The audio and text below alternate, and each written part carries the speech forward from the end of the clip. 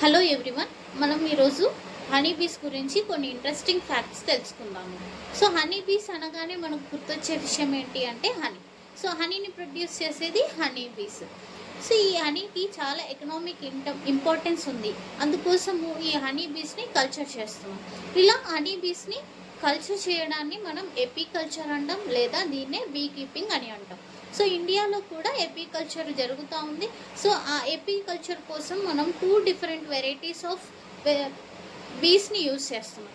So ఒక species వచ్చేసి మనకు ఎపిస్ మెల్లిఫెరా, ఇది ఒక యూరోపియన్ బీ అనమాట. దీంతో పాటు ఒక ఇండియన్ వెరైటీని కూడా యూజ్ చేస్తున్నాము, అది వచ్చేసి మనకు Apis సిరానా indica.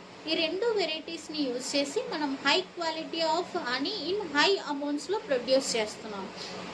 So honey bee colony గురించి మాట్లాడితే, హనీ బీ కాలనీలో మనకు 3 different kinds of honey bees కనిపిస్తాయి. సో ఫస్ట్ టైప్ వచ్చేసి మనకి క్వీన్ అనమాట, సెకండ్ వన్ వచ్చేసి డ్రోన్, థర్డ్ వన్ వచ్చేసి వర్కర్ బీ. ఇలా 3 డిఫరెంట్ టైప్స్ ఆఫ్ బీస్ అనేవి మనకు హనీ బీ కాలనీలో కనిపిస్తాయి. సో క్వీన్ గురించి మాట్లాడితే, షీఈస్ ఫర్టైల్ డీప్లాయిడ్ ఫీమేల్ అని చెప్పొచ్చు. సో ఫర్టైల్ అంటే ఇది ఎగ్స్ని ప్రొడ్యూస్ చేస్తుంది కాబట్టి దీన్ని ఫర్టైల్ ఫీమేల్ అంటాం. అలాగే డీప్లాయిడ్ అంటే టూ సెట్స్ ఆఫ్ క్రోమోజోమ్స్ ఉంటే వాటిని డీప్లాయిడ్ నెంబర్ ఆఫ్ క్రోమోజోమ్స్ అని అంటాం. సో ఇన్ జనరల్గా చూసుకున్నట్లయితే మనకు ఈ హనీ బీస్లో 16 పేర్ ఆఫ్ క్రోమోజోమ్స్ అంటే డీప్లాయిడ్ స్టేట్ అంటే టోటల్ నెంబర్ ఆఫ్ క్రోమోజోమ్స్ మనకు 32 క్రోమోజోమ్స్ ఉంటాయి. సో అలాగే ఈ క్వీన్ వచ్చేసి మనకు 5 ఇయర్స్ వరకు కూడా బతుకుతుంది. సో లైఫ్ స్పాన్ 5 ఇయర్స్ అని చెప్పుకోవచ్చు అనమాట. సో దీని యొక్క ఫంక్షన్ ఏంటి అంటే, ఇది ఓన్లీ ఎగ్స్ని మాత్రమే ప్రొడ్యూస్ చేస్తుంది. ఇట్ లేస్ ఎగ్స్, అంతే దీని పని. సో ఇది 2 టైప్స్ ఆఫ్ ఎగ్స్ని ప్రొడ్యూస్ చేస్తుంది. ఒక టైప్ వచ్చేసి మనకు ఫర్టిలైజ్డ్ ఎగ్స్, సెకండ్ టైప్ వచ్చేసి మనకు అన్ఫర్టిలైజ్డ్ ఎగ్స్ అనమాట. సో అన్ఫర్టిలైజ్డ్ ఎగ్స్ నుంచి వచ్చేటువంటి బీస్ అన్నీ కూడా మేల్స్ లాగా డెవలప్ అవుతాయి. సో ఎందుకు అంటే, ఇక్కడ అన్ఫర్టిలైజ్డ్లో డీప్లాయిడ్ నెంబర్ ఆఫ్ క్రోమోజోమ్స్ అంటే 16 క్రోమోజోమ్స్ మాత్రమే ఉన్నందుకు, సో ఆ 16 అన్ఫర్టిలైజ్డ్ ఎగ్ దేనిగా మారిపోతుంది, మేల్స్ లాగా డెవలప్ అవుతుంది. ఈ మేల్స్నే మనం డ్రోన్స్ అని అంటాం అనమాట. So drones males are haploid. So ఏవైతే సెకండ్ కైండ్ ఆఫ్ ఎగ్స్ ఉన్నాయో, ఫర్టిలైజ్డ్ ఎగ్స్ ఉన్నాయో, అవి మనకు ఫీమేల్స్ లాగా డెవలప్ అవుతాయి. సో ఈ క్వీన్ ఏం చేస్తుందంటే, ఫస్ట్ ఈ బేబీ బీస్ వచ్చిన తర్వాత ఫస్ట్ 4 days వరకు కూడా అన్ని ఫీమేల్స్కి అంతా కూడా రాయల్ జెలీని ఫీడ్ చేస్తుంది, తినిపిస్తుంది. ఆఫ్టర్ 4 days తర్వాత ఒక్క బీకి తప్ప మిగతా అన్నిటికీ కూడా నార్మల్ హనీ అండ్ పొలెన్ని ఫీడ్ చేస్తుంది. ఏ ఒక్క బీకి అయితే రాయల్ జెల్లీని ఫీడ్ చేస్తుందో అది క్వీన్గా డెవలప్ అవుతుంది. సో మొత్తం అందరికీ నార్మల్ హనీని పెడుతుంది, ఒక్క దానికి మాత్రమే రాయల్ జెల్లీని ఫీడ్ చేస్తుంది. అదే మనకు ఫ్యూచర్లో క్వీన్ అవుతుంది అనమాట. సో ఇది మనకు క్వీన్ గురించి. నెక్స్ట్ డ్రోన్స్ గురించి మీకు ఆల్రెడీ నేను డిస్కస్ చేశాను. So drones are the males which have haploid number of chromosome. మేల్స్లో 16 క్రోమోజోమ్స్ మాత్రమే మనకు ఉంటాయి. అయితే ఈ డ్రోన్స్ వచ్చేసి క్వీన్తో కంపేర్ చేసుకుంటే దీని యొక్క సైజ్ ఎలా ఉంటుందంటే స్మాల్ అనమాట, చిన్నగా ఉంటుంది అనమాట. సో డ్రోన్స్ యొక్క పని ఏంటి అంటే, only for the mating purpose.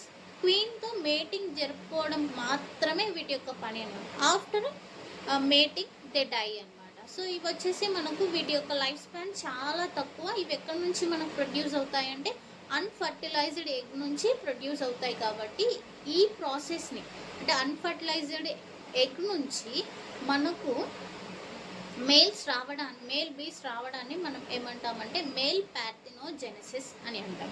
So and third type వచ్చేసి మనకు వర్కర్ బీస్. సో వర్కర్ బీస్ వచ్చేసి ఇవి కూడా ఫీమేల్సే, కానీ ఇవి స్టెరైల్ ఫీమేల్స్, అంటే వీటి నుంచి ఎగ్స్ అనేవి ప్రొడ్యూస్ కావు. ఇవి ఓన్లీ అక్కడ హనీని ప్రొడ్యూస్ చేయడానికి పనికి వస్తాయి అన్నమాట. సో ఈ ఫీమేల్స్ నాన్ ఫర్టైల్ అనమాట, అంటే స్టెరైల్. ఇవి వచ్చేసి normal jelly, normal honey and పొలెన్ని ఫీడ్ చేసినందుకు ఇవి వర్కర్ బీస్గా మారుతాయి అన్నమాట. సో వర్కర్ బీస్ వచ్చేసి మనకు 2 నుంచి 3 months వరకు కూడా వీటి యొక్క లైఫ్ స్పాన్ అనేది మనకు ఉంటుందన్నమాట. సో ఈ వర్కర్ బీస్ ఏం చేస్తాయి అంటే, ఫ్లవర్స్ నుంచి నెక్టార్ని గ్యాదర్ చేస్తాయి, ఫ్లవర్స్ నుంచి నెక్టార్ని గ్యాదర్ చేస్తాయి. అలాగే హనీ కోమ్లో ఆ ఎగ్జాగోనల్ రూమ్స్ని ఇది బిల్డ్ చేస్తుంది.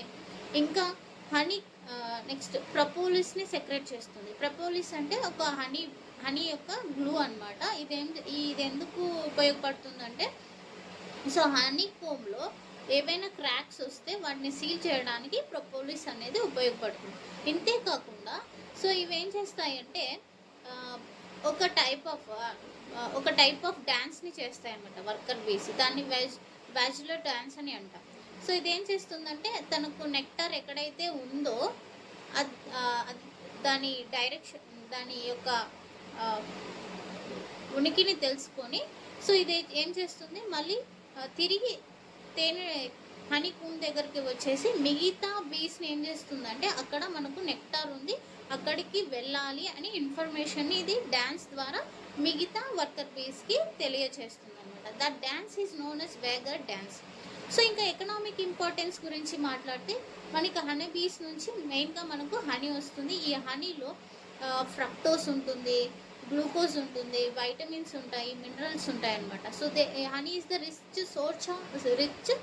Source of glucose, fructose, vitamins, minerals అన్నమాట. నెక్స్ట్ వచ్చేసి బీ వ్యాక్స్.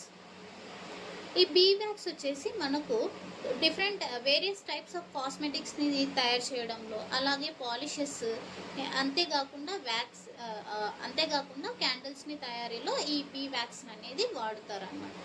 నెక్స్ట్ వచ్చేసి ప్రపోలిస్. ఈ ప్రపోలిస్ అనేది ఒక గ్లూ, బీ నుంచి వచ్చినటువంటి ఒక గ్లూ.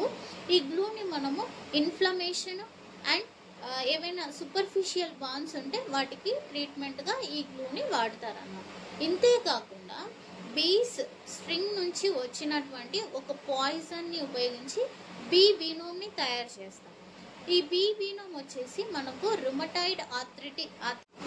సో ఇది హనీ బీస్ గురించి. నెక్స్ట్ వీడియోలో కొత్త టాపిక్తో మళ్ళీ కలుద్దాము. So thank you for watching my video.